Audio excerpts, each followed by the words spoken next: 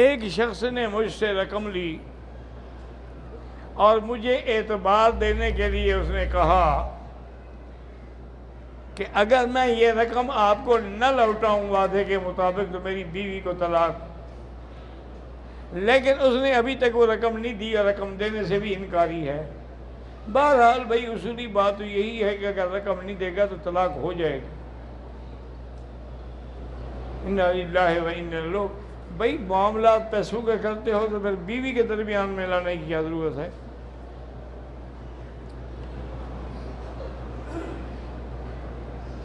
حیض کی حالت میں لڑکی قرآن کی تلاوت کر سکتی ہے، اگر مدرسے میں پڑھتی ہے تو کیا وہاں سنا سکتی ہے؟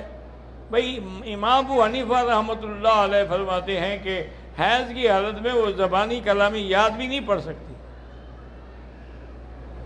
سن سکتی ہے، لیکن باقی ائمہ کہتے ہیں کہ چونکہ بعض اوقات لڑکی کا حیض جو ہے وہ 8 دن 10 دن تک بھی ہوتا ہے، تو اس لیے پھر قرآن کے بھول جانے کا خطرہ ہے، اس حالت میں بھی وہ پڑھ سکتی ہے۔ پر امام صاحب سخت خلاف، وہ کہتے ہیں کہ بھی قرآن کی تلاوت کے لیے پاک ہونا ضروری ہے۔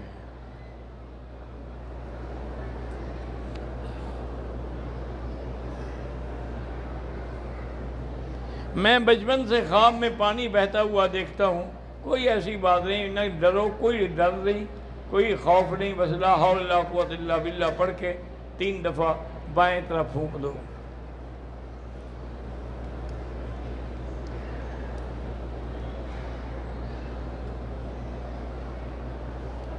مقصد یہ ہے کہ ایک آدمی کہ وضو کے بعد اگر ہوا خارج ہوئی، اس کو اگر پتہ ہے کہ واقعی خارج ہوئی ہے پھر تو وضو ٹوٹ گیا۔ اگر اس کو پتہ نہیں ہے اور نہ ہی کوئی آواز آئی ہے، نہ ہی کوئی بدبو آئی ہے، تو پھر وضو نہیں ٹوٹے گا۔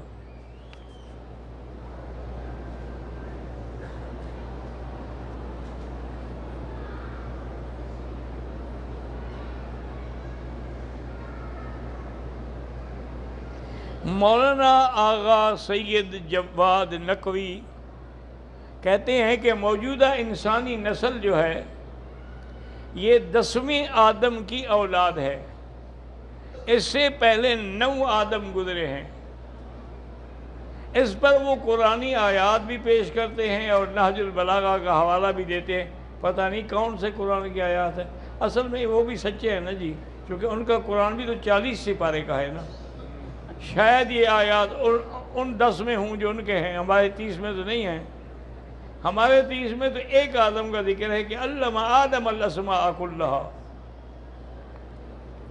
اور اللہ نے فرشتوں کے بتایا تھا کہ اذا سویتہ ونفخت فیہ من روحی فقعوا لہ ساجدین فسجد الملائکۃ کلھم اجمعون۔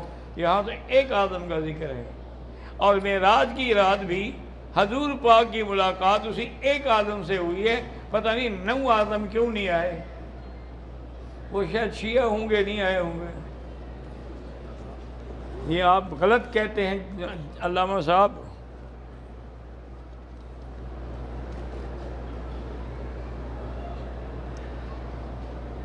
ہمارے قافلے میں ایک آدمی نے طائف کے میقات سے احرام باندھا، حرم آ کر طواف کے 5 چکر لگا کے واپس اپنے کمرے میں چلا گیا۔ 2 دن کے بعد دوبارہ مسجد جیرانہ سے احرام باندھا، عمرہ ادا کیا۔ اس پہ دم لازم ہے، کیونکہ پہلے عمرے کو اس نے خود نعوذ باللہ احرام کھول دیا، خراب کر دیا۔ جب عمرہ توڑ دیا جائے دم تو واجب ہے۔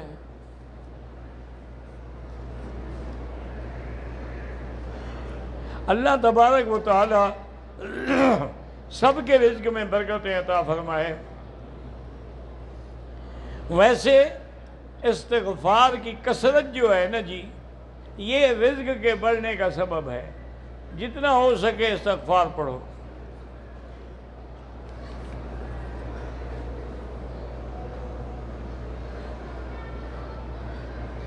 دوسرا عمرہ کرنے کے لیے اگر ہوٹل سے ہم احرام کی چادریں باندھ لیں، مسجد عائشہ چلے جائیں، وہاں جا کے پھر غسل کر کے احرام باندھ، وہاں دوبارہ غسل کی کوئی ضرورت نہیں ہے، بہرحال وہاں سے کریں اور 2 رکعت پڑھ کے نیت کر کے عمرہ کریں، ٹھیک ہے۔ بھئی ہوٹل سے جو جا رہے ہو تو صرف چادریں باندھی ہوئی ہیں نا، احرام تو نہیں۔ احرام تو تب ہے جب نیت کرو گے، لبیک بعمرۃ، لبیک اللہم لبیک، لبیک لا شریک لک لبیک، ان الحمد والنعمت لک والملک لا شریک لک والملک لک۔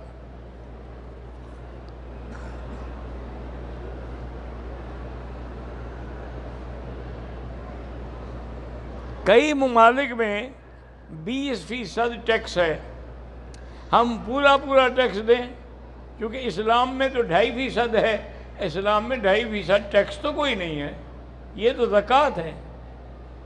2.5% زکوٰۃ ہے کہ بڑے آدمیوں سے لو اور غریبوں کو دو، اور دوسرے ملکوں کے جو ٹیکس ہیں وہ تو پہلے غریبوں سے وصول ہوتے ہیں، بڑے آدمی تو دیتے ہی نہیں۔ بہرحال وہ ٹیکس الگ چیز ہے، زکوٰۃ الگ چیز ہے۔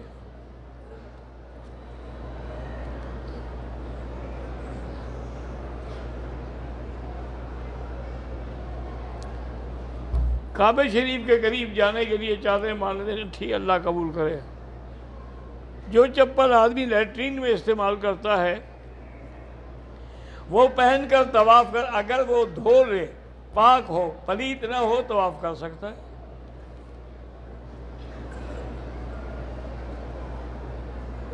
احرام باندھنے سے پہلے، غسل کے بعد بالوں کو ہاتھ مارنے سے بال گر جائیں کوئی دم نہیں۔ جب آپ نے ابھی احرام باندھا ہی نہیں، نیت ہی نہیں کی، تو بال سارے گر جائیں چاہے، کوئی دم نہیں۔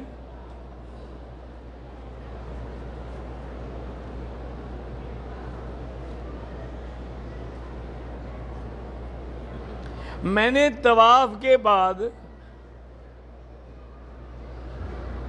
صفا مروہ سے پہلے حجر اسود کو بوسہ لیا، پھر پتہ نہیں کیا نہیں کی، خوشبو لگی ہوئی تھی نہیں لیا بوسہ، ٹھیک کیا۔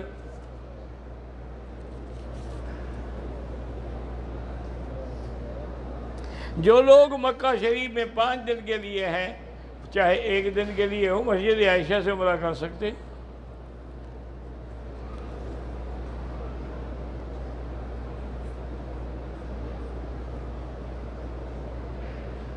کہتا ہے جی کہ بہن بھائی کو کوئی دل کا مسئلہ ہے، اللہ شفا عطا فرمائے۔ ویسے بزرگوں نے لکھا ہے کہ اللہ کا نام ہے نا، یا قوی القادر المقتدر قوّنی وقوّ قلبی، یہ پڑھ کے دم کیا کریں۔ اچھے رشتے کے لیے سورۃ الرحمن 3 دفعہ پڑھیں اور اللہ سے دعا مانگیں۔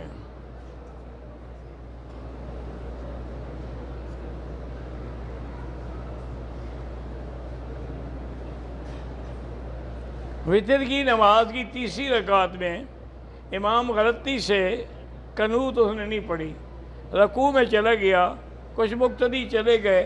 بہرحال حنفی مسلک میں تو نماز نہیں ہوتی، کیونکہ امام ابو حنیفہ کے نزدیک قنوت، دعائے قنوت پڑھنا واجب ہے، ان کے نزدیک سنت ہے، نہیں پڑھی تو کوئی بات نہیں۔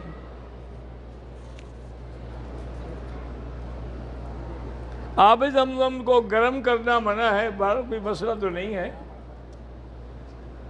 آپ زمزم پیتے ہیں تو آپ کو بھی تو دھوپ نہیں لگنی چاہیے نا، آپ کو بھی گرم نہیں ہونا چاہیے۔ ایسے مسئلے پتہ نہیں کہاں سے گھڑتے ہیں لوگ، جیسے علامہ صاحب نے گھڑا ہے کہ 10 آداب گزرے ہیں، ہم 10ویں میں ہیں، 9 پتہ نہیں کہاں کھو گئے۔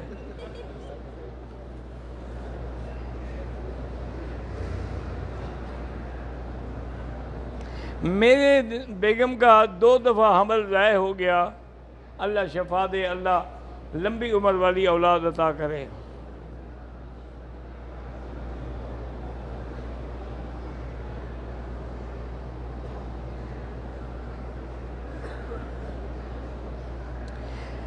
ہمارے محلے کی مسجد جو ہے گھر سے 400-500 فٹ دور ہے۔ مسجد شریف سے سپیکر کی تار ہم نے گھر میں لگائی ہوئی ہے، تو اسی سپیکر کی آواز پر امام کے پیچھے عورتیں نماز پڑھیں نہیں ہوگی بالکل، تو آپ کو تار لگانے کی بھی ضرورت نہیں ہے، آج کل تو پاکستان میں جا کے ٹی وی لگائیں تو حرم کی نماز بھی آ رہی ہوگی، تو پھر اسی امام کے پیچھے شروع ہو جائے، وہاں نہیں ہوتی نماز۔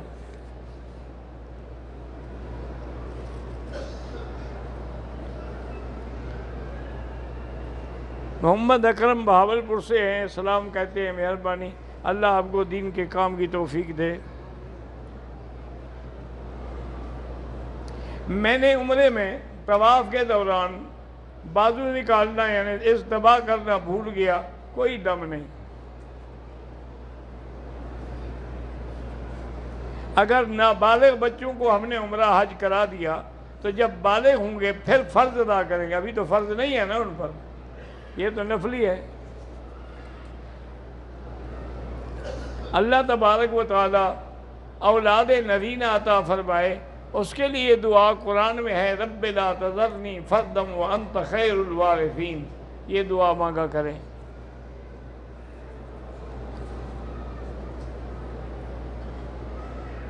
غلاف کعبہ کے نیچے سے دھاگے نکالیں بالکل ناجائز ہے۔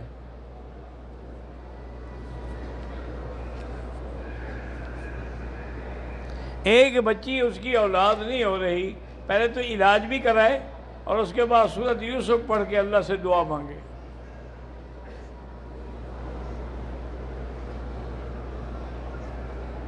مسجد عائشہ سے مرد بھی عمرہ کریں تو ہوتا ہے، بالکل ہوتا ہے، حضرت عبداللہ ابن زبیر کرتے تھے، حضرت عبداللہ ابن عمر نے کیا ہے، تو کیوں نہیں ہوتا ہے؟ کوئی ایسا عمل ہو جس میں خواب میں حضور کی زیارت ہو، سب سے زیادہ عمل ہے درود شریف، درود شریف زیادہ پڑھیں گے تو انشاءاللہ زیارت بھی ہو جائے گی۔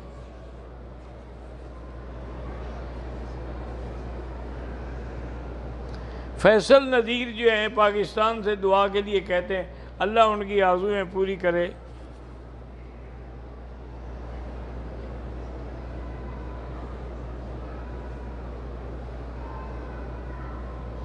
میں پاکستان سے مدینے آئی، میری طبیعت خراب تھی یعنی ایام کے دن تھے، احرام نہیں باندھا۔ یہاں آنے کے بعد جب میں ٹھیک ہو گئی تو مسجد عائشہ سے جا کے عمرہ کیا، ٹھیک ہے۔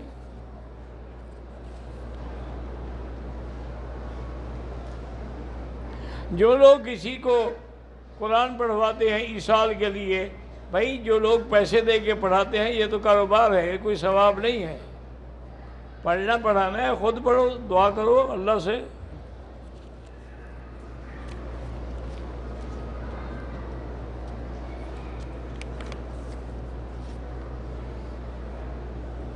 اگر کسی فوت شدہ کے لیے عمرے کا ثواب بخش سکتے ہیں۔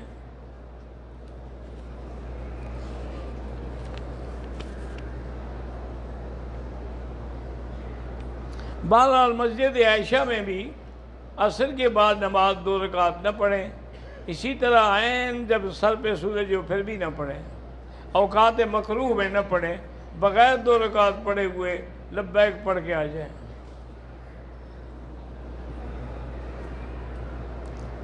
جو مر گئے ان کے لیے دعا کریں، قرآن پڑھیں، ذکر اذکار کریں۔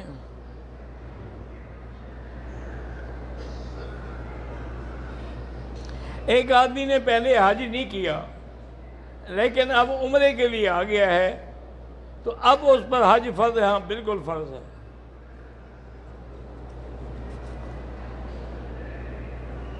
کچھ عرصے سے مجھ پر اور میری بیوی پر جنات کے اثرات ہیں تو گھر میں سورۃ بقرہ پڑھا کریں، اگر نہ آئے تو اس کو ٹیلی فون میں فیڈ کر لیں اور لگی رہے، پورے دن سارے گھر میں چلتی رہے۔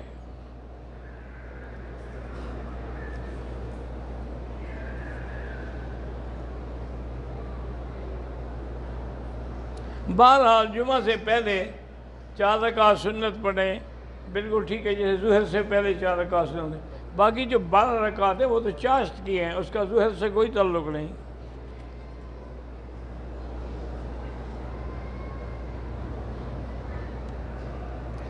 میرا نام انس ابو بکر ہے، میری اور میری بہن کی زبان میں لکنت ہے، تو رب اشرح لی صدری ویسر لی امری واحلل عقدۃ من لسانی یفقہوا قولی، یہ آیت پڑھ کے دعا مانگا کریں۔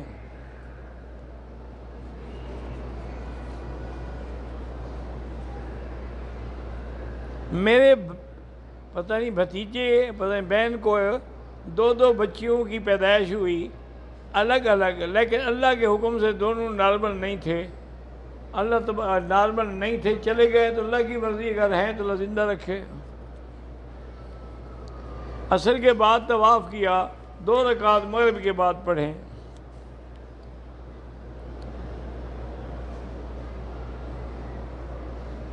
حرم میں جنازے کی نماز میں پہلی تکبیر کے بعد کافی ٹائم ہوتا ہے، تو کیا ہم ثنا اور سورۃ الفاتحہ، ہمارے ہاں حنفی مسلک میں جنازے میں سورۃ الفاتحہ پڑھی ہی نہیں جاتی، چونکہ امام ابو حنیفہ فرماتے ہیں کہ سورۃ الفاتحہ کا تعلق نماز سے ہے، جنازہ تو دعا ہے، کیونکہ اگر یہ نماز ہوتی تو پھر رکوع بھی ہوتا، سجدہ بھی ہوتا۔ میرے والدہ اور والد اللہ شفا عطا فرمائے، اگر دونوں نے عمرہ کیا ہے اور دونوں طواف صفا کر چکے ہیں تو ایک دوسرے کے سر پہ اس طرح پھیر سکتے ہیں، اگر ایک نے کیا ہے اور ایک نے ابھی نہیں کیا تو پھر دم پڑ جائے گی۔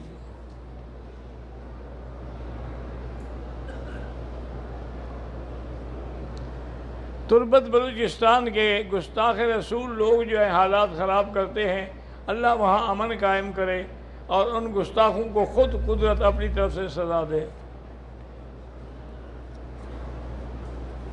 عورت عمرہ کرنے کے بعد اپنے بال خود کاٹ سکتی ہے؟ ہاں کاٹ سکتی ہے۔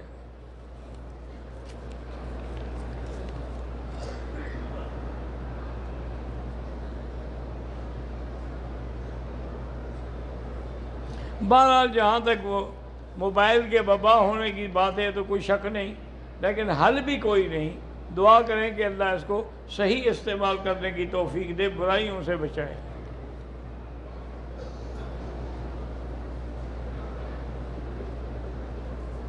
ہمارا ارادہ تھا کہ ہم 15 دن رہیں گے مکے میں، لیکن اب ہم 12 دن کے بعد جا رہے ہیں، تو کوئی بات نہیں، پوری پڑھتے رہے نماز، کوئی حرج نہیں، کیونکہ پہلے آپ نیت پورے کی کر چکے ہیں۔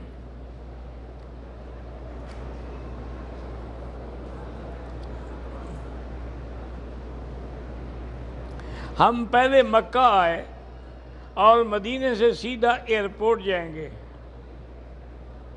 کچھ لوگ کہہ رہے ہیں کہ تمہارا طریقہ غلط ہے، تم مدینہ میقات سے معلوم ہو گئے، بھئی جب تم سیدھا مکہ آئے تو کہیں سے احرام باندھا بھی ہے کہ نہیں باندھا، یہ تو وضاحت کرو نا۔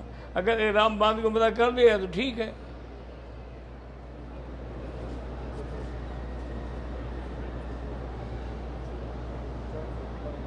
اگر ماں مرنے سے پہلے کہہ دے کہ میری بیٹی اور بیٹوں کو حصہ برابر ہے تو اپنی زندگی میں اگر دے دے تو دے دے، ورنہ مرنے کے بعد شریعت کے مطابق ملے گا۔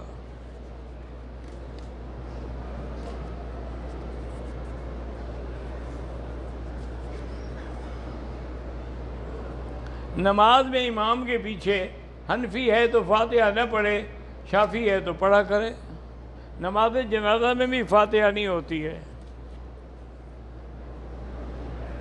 جو لوگ فوت ہو گئے ہم ان کے لیے طواف کر کے دعا کریں، حق بالکل کریں۔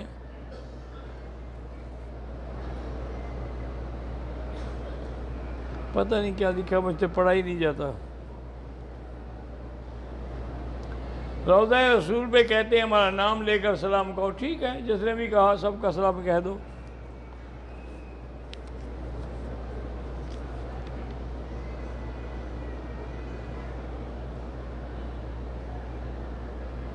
میری عمر 16 سال ہے، عمرہ کرتے وقت بے دھیانی میں انڈر ویئر پہن کے عمرہ کیا، دم پڑ گئی۔ 16 سال کوئی چھوٹا بچہ ہوتا ہے، بالغ جوان ہے۔ ہم پاکستان سے عمرے کے لیے آئے تھے، عمرہ کر لیا ہے، اب اگر ہم دوبارہ مسجد عائشہ سے عمرہ کرنا چاہیں کر سکتے ہیں۔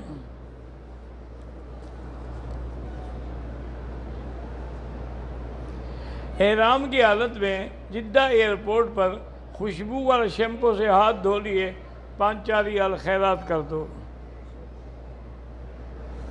میری پھوپھی فوت ہو گئی، اللہ مغفرت فرمائے۔ میرا بیٹا بہن بیمار ہیں، اللہ ان کو بھی شفا عطا فرمائے۔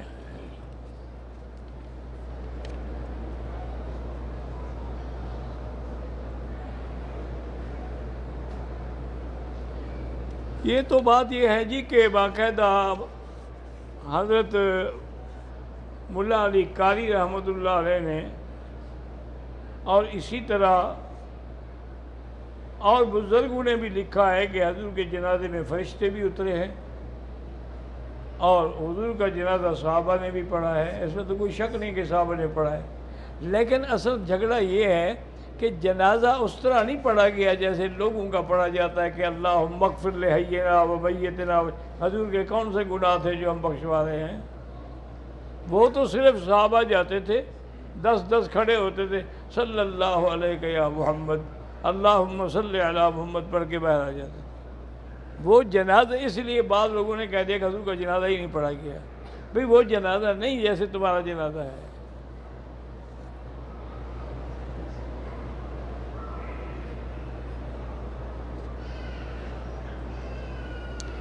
ایک روایت جو ہے امام ابو حنیفہ الفاظ میں نہیں، یہاں مکہ مکرمہ میں، یہ تو کتابوں میں موجود ہے کہ ان کا مناظرہ ہوا۔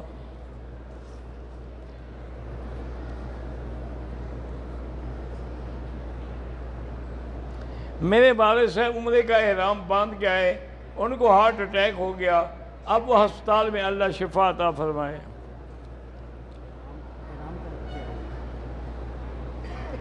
مجھے ماہواری کے ختم ہونے کے 4 دن کے بعد پھر خون کے آثار آئے۔ اگر تمہاری ماہواری کے دن مکمل ہو گئے تھے، اس کے 4 دن بعد پھر یہ استحاضہ ہے، بیماری ہے، حیض نہیں ہے۔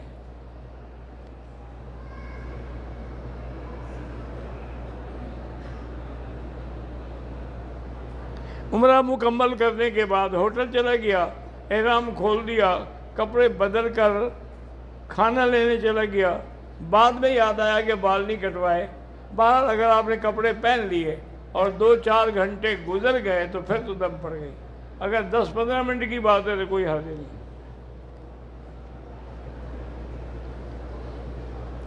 طواف کے دوران نظر نیچے رکھیں۔ اللہ تمام مسلمان جو فوت ہو گئے ان کی مغفرت فرمائیں۔ انڈیا میں پھر مساجد کو توڑا جا رہا ہے، دعا کریں اللہ مسلمانوں کی بھی، مساجد کی بھی، ان کی حرمت کی حفاظت فرمائے، اور وہ ظالم جنہوں نے یہ تحریک شروع کر رکھی ہے، اللہ تبارک و تعالیٰ ان پر اپنی طرف سے عذاب نازل فرمائے۔ اگر طواف کے بعد 2 رکعت نہیں پڑھے، صفا مروہ دوڑنے چلے گئے، صفا مروہ دوڑ کے بعد میں 2 رکعت پڑھے، کوئی حرج نہیں۔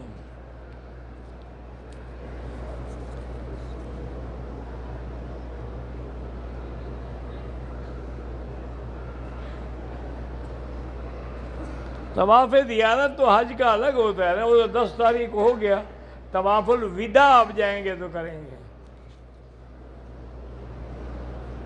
قرضہ ختم ہو جائے، استغفار زیادہ پڑھیں۔ میرے بھائی کو ڈاکو لے گئے ہیں، اللہ آپ کی مدد کرے اور اللہ اس کی بھی حفاظت کرے۔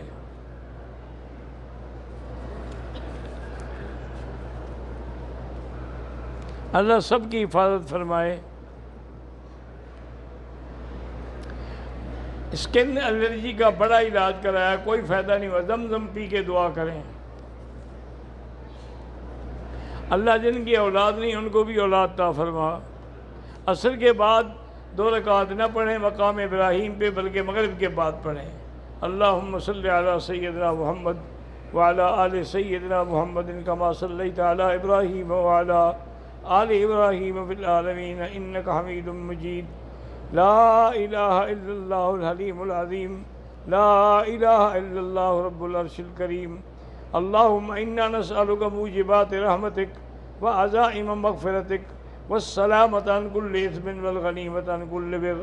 اللهم لا تدع لنا ذنبا إلا غفرته ولا هما إلا فرجته ولا عيبا إلا سترته ولا كربا إلا نفسته ولا ضالا إلا هديته ولا فسادا إلا أصلحته ولا مريضا إلا شافيته ولا عدوا ظالما إلا أهلكته ولا حاجة من حوائج الدنيا والآخرة إلا قضيتها ويسرتها يا أرحم الراحمين یا اکرم الاکرمین۔ یا اللہ تمام آنے والوں کی حاضری منظور فرما۔ یا اللہ تمام کے حج عمرہ زیارت طواف منظور فرما۔ یا اللہ ہمیں تو مانگنا بھی نہیں آتا، بغیر مانگے عطا فرما۔ اللہم انا نسألک من الخیر کلہ عاجلہ وآجلہ ما علمنا منہ وما لم نعلم۔ اللہم انا نسألک من خیر ما سألک نبیک محمد صلی اللہ علیہ وسلم ونعوذ بک من شر ما استعاذک منہ نبیک محمد صلی اللہ علیہ وسلم صلی اللہ علیہ وسلم۔ ربنا تقبل منا انک انت السمیع العلیم وتب علینا انک انت التواب الرحیم۔ صلی اللہ تعالی علی خیر خلقہ سیدنا محمد وعلی آلہ وصحبہ اجمعین۔